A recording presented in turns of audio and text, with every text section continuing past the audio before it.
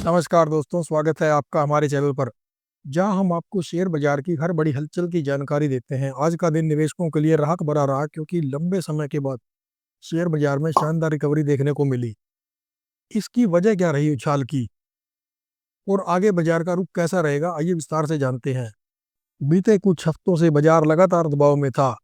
पूरे वर्ल्ड में tension, Hamas और इजराइल के बीच में, रसिया और यूक्रेन के बीच में, ब्याज दरों में लगातार बढ़ोतरी और एफआई की हो रही जोरदार बिकवाली की वजह से मार्केट बिल्कुल चलने के मूड में ही नहीं था।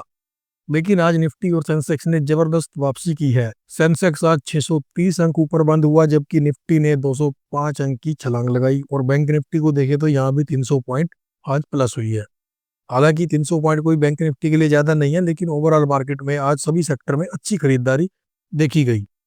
तो आखिरकार बाजार में इस रिकवरी की वजह क्या रही? नंबर एक पे है क्रूड ऑयल प्राइस। तो सबसे पहले देख लेते हैं कि क्रूड ऑयल प्राइस में क्या चल रहा है और हमें इसकी वजह से क्या बेनिफिट मिल रहा है। तो हम क्रूड ऑयल के चार्ट पर चलते हैं और देखते हैं पिछले कुछ दिनों में इसमें क्या हुआ है। जैसा कि आप देख पा रहे हैं, क्रूड ऑयल का प्राइस जो है 80 के आसपास से डाउन होता हुआ अब नीचे 73 के पास आ चुका है, जो कि एक अच्छी खबर है अपनी इक्विटी मार्केट के लिए।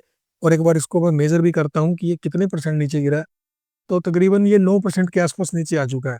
जितना ये नीचे रहेगा उतना ही अपने इंडिया की कंपनियों के लिए और शेयर बाजार के लिए अच्छी खबर रहेगी, क्योंकि जितने भी कंपनियों में रॉ मटेरियल के तौर पे क्रूड ऑयल का यूज़ होता है, और आपको पता है इंडिया बहुत बड़ा इंपोर्टर भी है क्रूड ऑयल का, तो जितना क्रूड ऑयल हम बाहर से लेते हैं हमें उसकी पेमेंट डॉलर में करनी पड़ती है। तो जितना ज़्यादा हम इंपोर्ट करेंगे उतना ज़्यादा देश के ऊपर इसका बर्डन बढ़ता जाएगा, कंपनियों की कॉस्ट बढ़ती जाएगी, जिसकी वजह से रिजल्ट में प्रॉफिट और मार्जिन जो है वो मेंटेन नहीं हो पा रहे, और जिसका इम्पैक्ट आपने मार्केट के ऊपर देखा ही है। तो 5-7 दिन में जो जितना भी नीचे आया, ये बहुत ही एक अच्छी खबर है, पॉजिटिव में जा रहा है हमारे लिए। उसके बाद आ जाता है यूएस की बॉन्ड यील्ड। अब बॉन्ड यील्ड को भी देख लेते हैं, 10 ईयर की। यहाँ भी अगर आप देखेंगे तो मैंने ये पहले ही इसको मेजर किया हुआ है, फिर भी मैं आपको दिखा देता हूँ। यही पिछले 5-7 दिन में जो है 4.80% के आसपास था, जो कि अब नीचे आते हुए 4.53 के आसपास आ चुका है।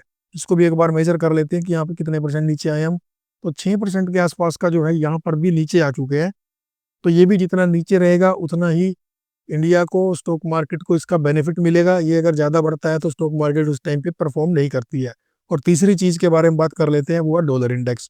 अब डॉलर इंडेक्स को एक बार आप चेक करिए, ये भी देखिए पिछले 5-6 दिन में या 10 दिन की आप एक बार डाटा चेक करिए। ये भी 110 के आसपास था और उसके बाद अब ये नीचे इसने लो जो किया 107 का किया है। अब थोड़ा बहुत ये ऊपर गिरने की तरफ जा रहा है। ये जितना नीचे रहेगा, अगर 100 के पास रहे तो हमें उतना ही ज़्यादा बेनिफिट होता है, हमारी मार्केट जो है उतना ही बढ़िया फिर परफॉर्म करती है। और परसेंटेज वाइज इसको मेजर करते हैं तो ये तकरीबन अभी आज की डेट में अगर देखें तो ज़्यादा नहीं है, सिर्फ 1.80% ही है, लेकिन ये जितना नीचे रहेगा उतना ही हमें बेनिफिट होगा। अब सबसे बड़ा सवाल ये आता है, क्या ये रिकवरी टिकाऊ है या सिर्फ एक टेक्निकल बाउंस है? आपने नोटिस किया होगा जितनी भी अच्छी खबर आ रही है, मार्केट हर किसी खबर को इग्नोर करके नीचे ही जा रहा है। चाहे कितनी भी बढ़िया खबर आती है, लेकिन मार्केट किसी भी खबर को सीरियस ले ही नहीं रहा, सिर्फ नीचे ही जाना है मार्केट को। उसका कारण ये भी हो सकता है कि अभी जो बजट आने वाला है 1 फरवरी को, जो मैडम निर्मला सीतारमन जी बजट पेश करेंगी, अब उससे भी मार्केट को बहुत बड़ा डर बना हुआ है। आपने देखा होगा कि विक्स जो है वो बढ़ती जा रही है। विक्स के चार्ट को आप देखिए, जो डेली धीरे धीरे ऊपर जा रही है, 18 के आसपास आ चुकी है। तो 20 के आसपास तो मार्केट में डर का माहौल तो रहता ही है, किसी भी साइड का मूव हो सकता है।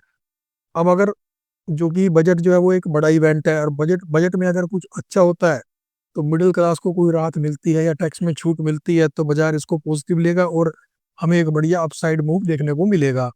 और अगर कुछ भी चेंज नहीं किया मार्केट में, एज इट इज बजट को सिर्फ एक फॉर्मेलिटी के तौर पे कर दिया जाता है, तो मार्केट कुछ महीने साइडवेज रह सकता है। मुझे लगता है जब तक बाजार लगातार 2-3 दिन ऊपर बंद नहीं होता, तब तक इसमें मजबूत वापसी नहीं माना जाना चाहिए। क्योंकि बजट के अंदर आप देख सकते हैं जीडीपी का जो भी डाटा हमारा आ रहा है वो काफ़ी ख़राब है। लोगों के पास पैसा नहीं है खर्च करने के लिए, कंपनी की सबकी जो सेल्स है वो धीरे धीरे डाउन हो रही है। आप देखें एफएमसीजी सेक्टर, जो कि एक अच्छा सेक्टर माना जाता था, जब भी मार्केट में गिरावट आती तो इस सेक्टर में स्टेबिलिटी रहती थी। अभी तो वो भी स्टेबल नहीं है, वो भी नीचे आ चुके हैं। तो कुल मिला के जो है पब्लिक के पास पैसा ही नहीं है। अगर सरकार इसके लिए कोई इस बजट में स्टेप उठा लेती है तो ये मार्केट धीरे धीरे फिर ऊपर की तरफ जाना स्टार्ट होगा। तो लेकिन मैं आपको एक बात कहना चाहता हूँ दोस्तों, बजट आज से पहले भी बहुत आए हैं और बहुत गए हैं। ये सिर्फ एक शॉर्ट टर्म का इम्पैक्ट ला सकता है। अगर आपकी कंपनी की ग्रोथ और अर्निंग है तो आपकी company over the period of time अच्छा ही करेगी। हो सकता है नेक्स्ट कुछ मंथ मार्केट साइडवेज रहे, लेकिन एक अच्छी कंपनी का प्राइस आपको 1 साल के बाद आप देखेंगे तो वो ऊपर ही मिलेगा, वो उस रेट पे आपको कभी नहीं मिलेगा जो अभी मिल रहा है। तो आपको अपना व्यू लॉन्ग टर्म के लिए ही रखना है, तो आपको कभी भी कोई दिक्कत होगी नहीं। तो दोस्तों इस पर आपकी क्या राय है, कमेंट में ज़रूर बताएँ। और अगर आपको ये वीडियो पसंद आई हो, तो वीडियो को लाइक करें, शेयर करें और चैनल को सब्सक्राइब करना ना भूलें। मिलते हैं अगली वीडियो में, तब तक के लिए जय हिंद।